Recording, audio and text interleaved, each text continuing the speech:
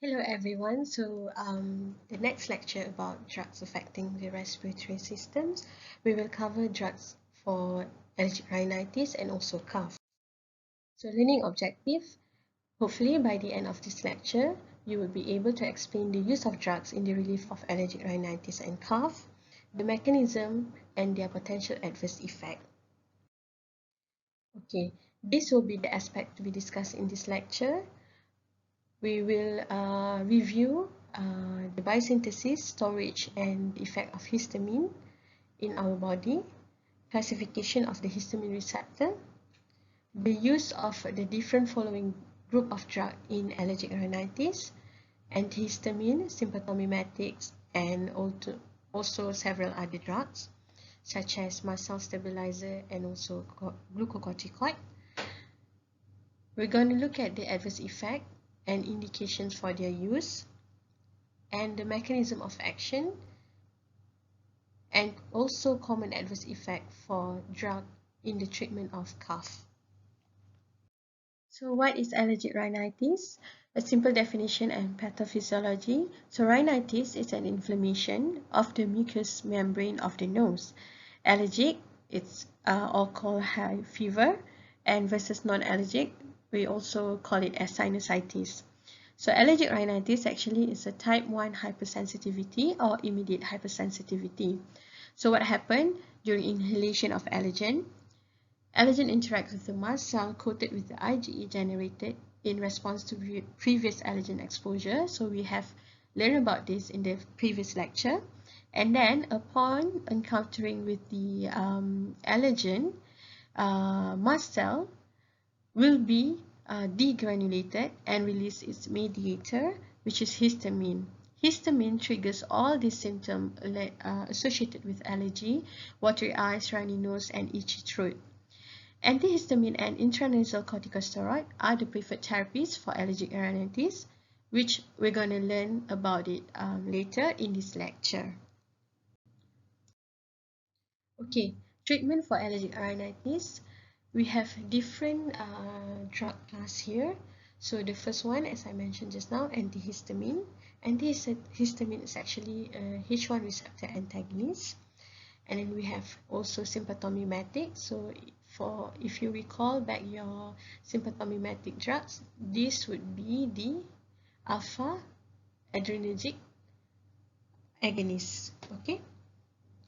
Alright, and then we also have mast cell stabilizer, sodium chromoglycate, so the same as in asthma, and also corticosteroid, intranasally beclomethasone and budesonide. Okay, so let's learn about this drug in detail.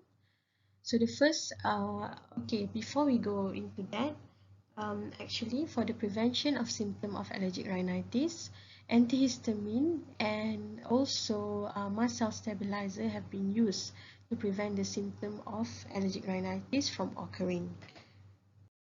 Okay, what is histamine? So histamine is actually a basic amine formed by histidine by this enzyme, histidine decarboxylase enzyme. Histamine is found in most tissue but highly expressed in lung, skin, and gastrointestinal.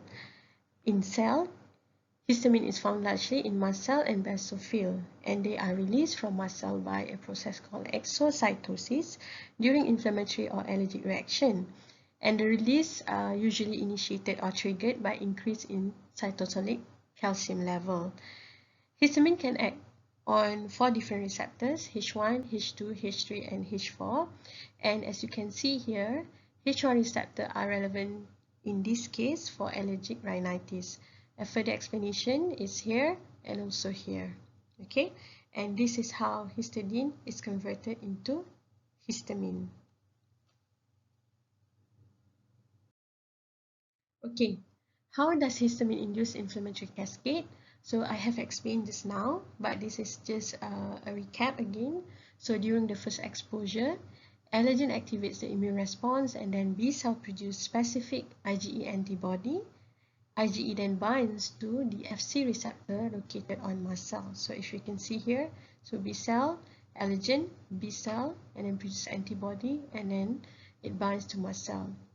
During the second exposure to the same allergen, allergens stimulate cross-linking of IgE-Fc receptor complexes, and then this cross-linking causes mast cell to degranulate and release of its content, which is histamine. Okay, and then you get all the allergy symptoms. Okay, let's learn in detail the drug for the treatment of allergic rhinitis. So the first one we have here is antihistamine, which is a H1 receptor antagonist. It is used to treat the sneezing and watery rhinorrhea or runny nose. It's given orally. It is a first-line therapy and it is used together with decongestant. Mechanism of action, as its name, so it blocks the H1 receptor. There are two generations of histamine, the first generation and the second generation. So the second generation with much more improved in the polarity, which it does not penetrate into the blood-brain barrier and causing less sedation and less CNS depression. Okay, but for the first generation, these are the drawback of these drugs. So second generation with much more improved characteristic of the drug or profile of the drug. Okay. Okay, this is just a diagram describing the effect of H1 antihistamine, and many of the second generation antihistamine does not enter blood-brain barrier and therefore show minimal CNS effect. The second drug that is used in the treatment for allergic rhinitis is Sympathomimetics, particularly the alpha adrenergic agonist. So mechanism of action, if you can recall back your lecture on sympathomimetics, so mechanism of action of alpha adrenergic agonist, so it binds to alpha adrenoreceptor. So when alpha adrenoreceptor get activated, it causes vasoconstriction. So in this case, it's in the nasal mucosa. So it causes vasoconstriction of capillaries in the nasal mucosa. When the blood vessel constrict or capillaries constrict, less blood flow and thus decrease mucosal edema and relieve the nasal congestion. So that's why sympathomimetics, we call it as nasal decongestant. There are two types, short-acting alpha agonist, phenylephrine. So it is available as oral and nasal spray. The second one is longer-acting, xylometazoline and oxymetazoline. It's alpha-1 and alpha-2 agonist, so it is non-selective, generally available as nasal spray. Okay, so as I've mentioned just now, sympathomimetics have two formulations, intranasally spray or through oral. So with the aerosol alpha adrenergic agonist formulation, it has rapid onset of action but few systemic effect. Oral alpha adrenergic agonist formulation has longer duration action but also increases its systemic effect. So the common adverse effect associated with the use of sympathomimetics are local irritation and sneezing. This is usually through intranasal administration, and also rebound congestion, or we call it as rhinitis medicamentosa, after a long-term use of sympathomimetics in the treatment of allergic rhinitis. So here, the reason for why rebound congestion or rhinitis medicamentosa occurs are complicated and not well understood. So you may begin with to feel severe congestion, which is only relieved by the additional use of nasal decongestant spray.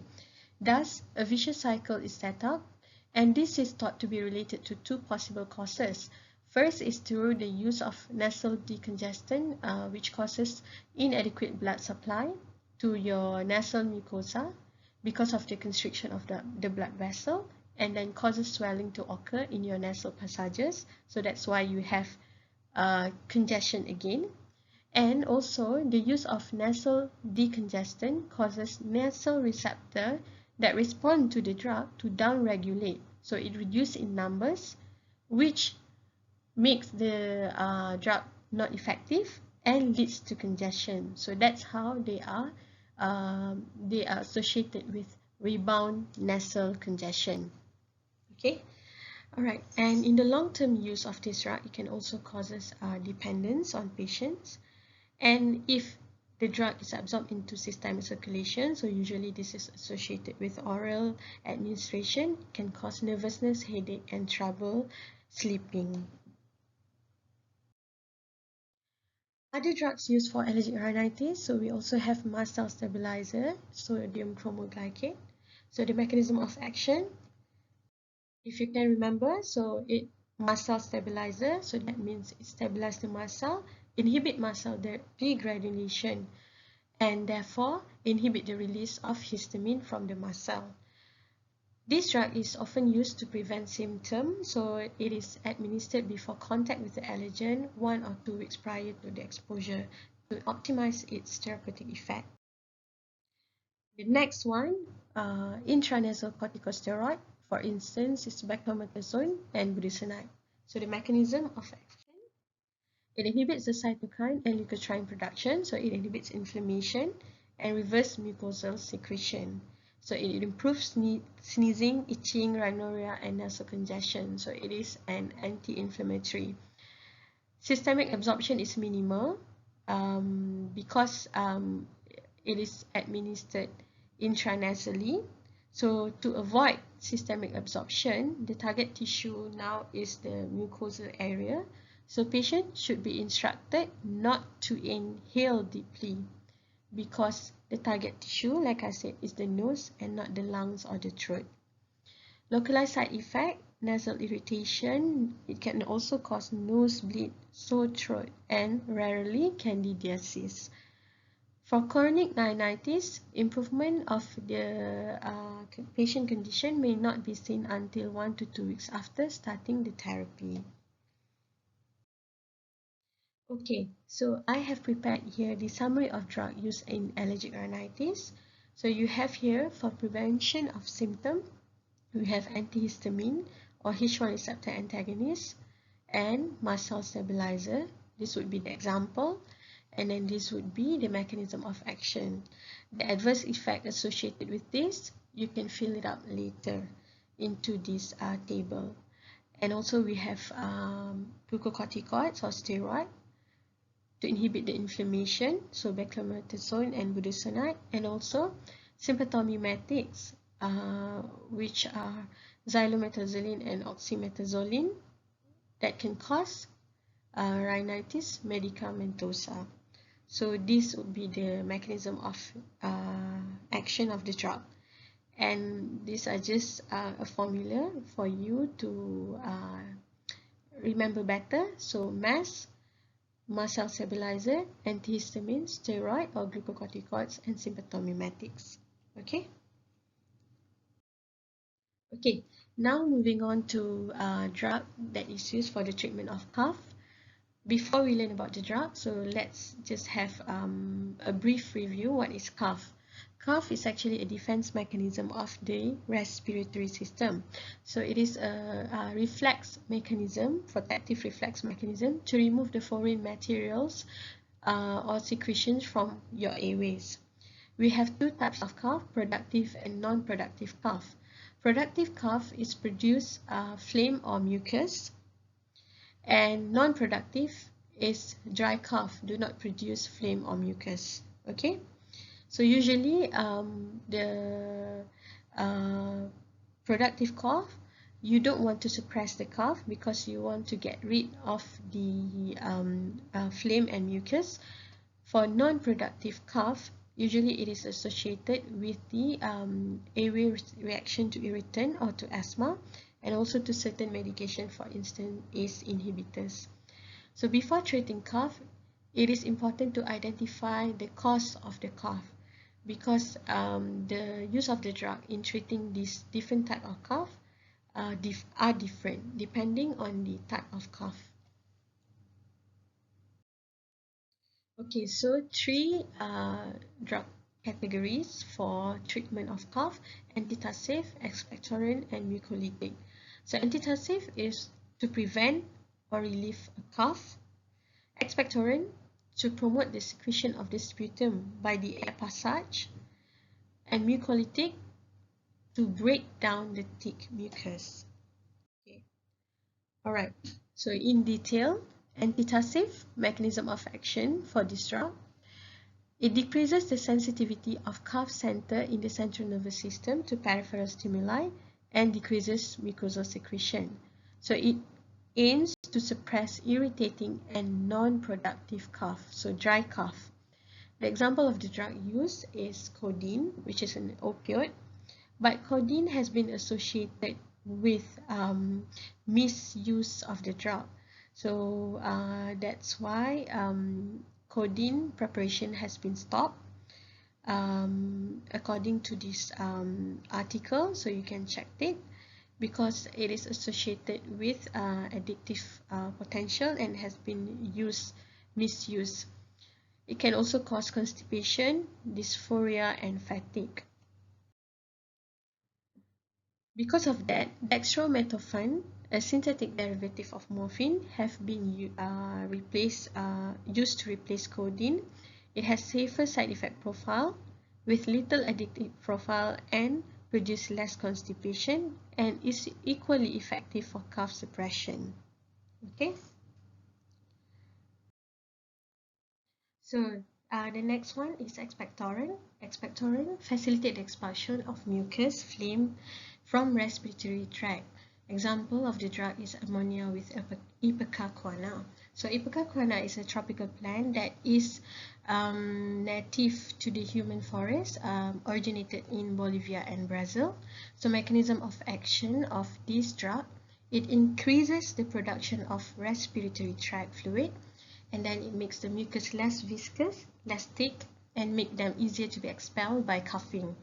Side effect of the use of expectorant is irritant effect on gastric mucosa. It can cause nausea and also drowsiness. The last one is mucolytic. So mucolytic, loosening the mucus in the chest and making it easier to cough up secretion. For example, is bromohexane. So mechanism of action in detail, so it increases the lysosomal activity, and then with this it enhances the hydrolysis of acid mucopolysaccharide polymers, the network fibers of sputum, so then this will be broken down and then mucus viscosity or the thickness will be decreased and making it easier to cough. So it is available as tablets, syrup and drops. It is used when sputum is thick and not easily dispelled, for instance in chronic bronchitis. Side effect associated with this drug, nausea, rash, vomiting, diarrhea, and pain in the upper part of the stomach. So it needs to be used in caution for those that has gastric ulceration history. Okay. These are just a simple table for you to compare and contrast what are antitussive, expectorant, and mucolytic, and the mechanism of action of the drug and also the example. Okay, I think that's it for the respiratory drug lecture. So I hope this online recording will help you. And for further information or for further question that you want to ask, you can always email me. And please make an attempt to do the practice question that I have prepared for both topic, asthma and also allergic rhinitis and cough. And all the best. Bye.